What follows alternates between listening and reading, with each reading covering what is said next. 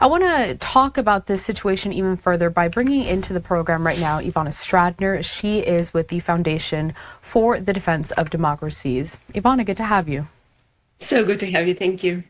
So I do want to start with some of the comments that President Trump made to reporters aboard Air Force One last night, in which he had started off by saying that he thought that ending this war between Russia and Ukraine was going to be a simpler task that it has been, given the relationship he has with Russian President Vladimir Putin.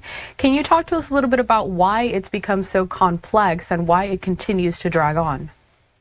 For anyone who has been following Putin's words and actions for a long time, this really doesn't come as a surprise that he does not want to stop war anytime soon. President Trump likes to think like an American businessman when he talks to Putin, thinking that there is a win-win strategy, that it's possible to negotiate in good faith.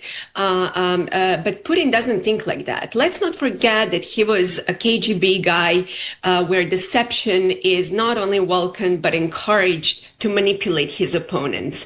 And he sometimes loved to talk, business, to bring his economic envoy to Washington, D.C., to try to convince the White House basically that all it matters is economy and business. But there is also some good news. Let's not also forget that, yes, Putin was a KGB guy, but he was also a second-rate KGB guy. He was not, someone who was very important back then. He was located, in Dresden, which gives us a little bit hope that he is eventually going to make mistakes. And I think that President Trump is seeing through his lies and deception. And that's precisely why the 28-point plan is not going to matter anymore.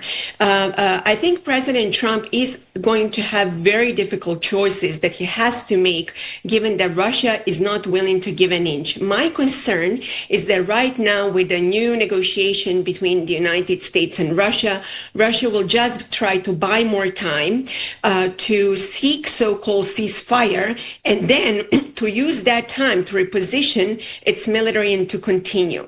That's, my number one concern, because one thing that Putin has, unlike the West, it's time. We are always thinking in 4 terms, election cycle. Putin doesn't think like that. And my other point to that is we also have to zoom out and to understand that this war in Ukraine, it's not only about Ukraine. Just look at the latest sabotage activities, whether in Poland, whether in the Baltic states, what's happening elsewhere in the UK, Germany. The European leaders absolutely understand very well the Putin's new generation of warfare, how the Russian military loves to call it. We are already at war, 0 to 1 stage with Russia. And that's precisely why the President Trump has to understand why just mere kind words are not going to alter Putin's behavior. And we're going to talk a little later on more about just the consequences and the concerns that other European countries are watching very closely. First, I want to get out to this. Another social media post by the Ukrainian president. He says, quote, "We worked with the Ukrainian negotiating team today on the text of the document prepared with the United States in Geneva. The principles in this document can be developed into deeper agreements. It is in our shared interest that security is real. I count on continued active cooperation with the American side and President Trump. Much depends on the United States because it's America's strength that Russia takes most seriously. I thank everyone who stands with Ukraine." This comes on the heels, as just yesterday we reported as breaking news, that Ukraine had agreed to this latest draft of that peace plan proposal.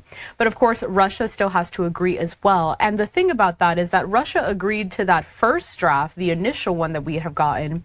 Ukraine said absolutely not to many of the points made there. Not just Ukraine, but Europe and some Congress members in the U.S. also said absolutely not. So what could be in this latest draft that has Ukraine saying, okay, this is a good one? And furthermore, if Ukraine agrees to it, do we think that Russia would agree to it as well? Okay, so first of all, the 28-point plan, of course that Russia was happy about that. Why not, according to Russia, to see the territory that Russia doesn't even hold right now? The second thing is it was the ban on the NATO's membership and, of course, to limit Ukrainians' military. So it was a dream come true for Putin. But I also think even that agreement would not work well with Russia, given security guarantees listed there. This particular agreement, there are still, news to be out there, what is in there, and to talk about details. But I do believe that there are less questions related to ceding the territory, probably even lifting that ban from the first agreement on NATO's membership, and maybe some better limitations related to the military size of Ukraine. But you're absolutely right. As a matter of fact, Putin's spokesperson Peskov already said that it was premature to say if this peace deal was so close as President Trump emphasized during, the negotiations. So this tells you all you need to know what Russia really thinks about this particular peace proposal. I'm actually very happy to see that, because that puts like a ball in Russia's court, and now it's up to them to negotiate and to accept. And because one of the key things that Russia was trying to do during the first proposal is to portray Ukraine as a non-reliable ally. So I'm so glad that President Trump didn't fall for that particular deception coming from Moscow.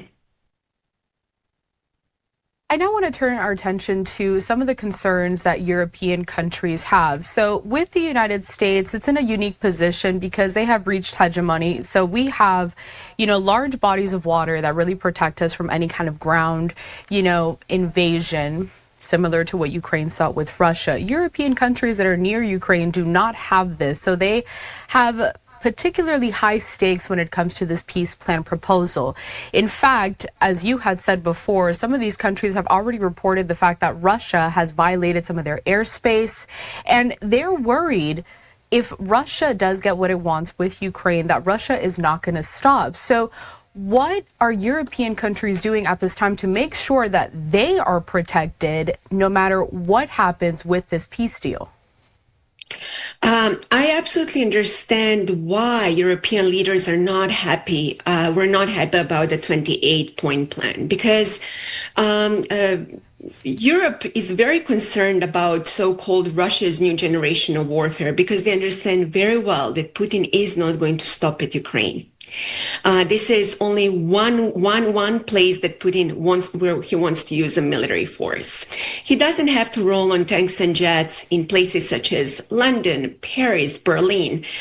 He has been very successful with so-called hybrid war. As you mentioned, violation of airspace, drone incursion, cutting sea cables, assassinations, and on and on. I can list how Russian hybrid war operates. So it's a war that you cannot see, you cannot touch, you cannot feel, but it has very powerful tools to accomplish a lot of military objectives. And make no mistake, Putin, after Ukraine, if we do not stop him here, he is going to go after the Baltic states, but also to undermine Poland. He already tried to undermine Moldova and to cause additional chaos in the Western Balkans. And, sometimes people in the West are laughing and say, well, he cannot even take Kiev in 3 days. How is he going to wage a war against other countries? Well, the truth is, one thing that Putin has, it's will and time. And we have to also ask ourselves, especially NATO, are we willing to put Russia on the defensive when Russia violates Article 5 using hybrid war? And that's precisely why Europe and the European Parliament are considering basically to take over, to use Russian sovereign assets to support loan for Ukraine. And not only that, Europe has been really, really bad at the beginning of full-scale invasion, and I was very critical of both Germany and France.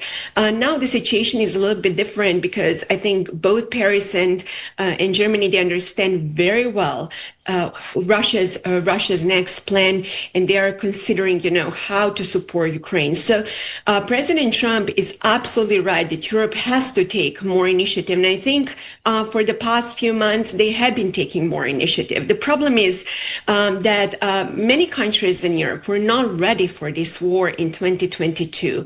But if they do not put their act together, I'm afraid in the next few years, they might also face Russia's boots on their border. And to your point there, the French president and the German chancellor both are part of those countries that make up that coalition of the willing, in which a Ukrainian president met with them yesterday. One more point that I want to touch on with you here, Ivana, before I let you go. We brought these live images yesterday to our viewers. So this is the aftermath of a Russian strike overnight on Tuesday. They attacked the capital of Kyiv. They're damaging several residential buildings. They're not just attacking residential buildings, though. Russia, as you mentioned, taking aim at the infrastructure there in Ukraine, some of their energy plants as well, as we head into the winter.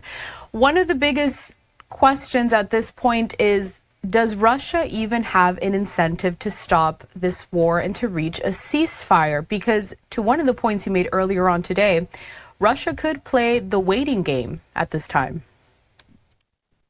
You're absolutely right. This is a game of who is going to blink first. And I'm so glad that you brought this question, because we have to understand every time when we try to negotiate with Putin, he is reciprocating by attacking more Ukraine. Why? It's a typical, Russian intelligence game to put more fear inside Ukraine, to push their population to accept, the deal, but also in the West, to tell the Western officials that Russia is the one who can actually lead negotiation process, and it's going to be on Russia's terms. This is a typical temper tantrum, strategy that we should not fall for that. But there is something else that I'm very concerned about, which is playing this long game. And right now, winter is in Ukraine approaching. I speak to my friends almost every day, and they're very worried about electricity there and energy, because Putin understands by attacking critical infrastructure and putting more pressure. So they basically are in a very uncomfortable situation in December when the temperature is very low, to extract more concessions. It's a typical psychological game. And that's precisely why we need to put this in the context that Putin is not willing to stop this war anytime soon. What he needs right now is pause. To pause, to replenish his military and to reposition and to continue. Because look, Putin's economy has even transformed into war economy. He does not plan to stop this war anytime soon. And the only way that he can be stopped if we stop him. Ivana Stradner with the Foundation for the Defense of Democracies. We always appreciate your time here at Live Now from Fox. You take care, and we'll talk soon. Thank you.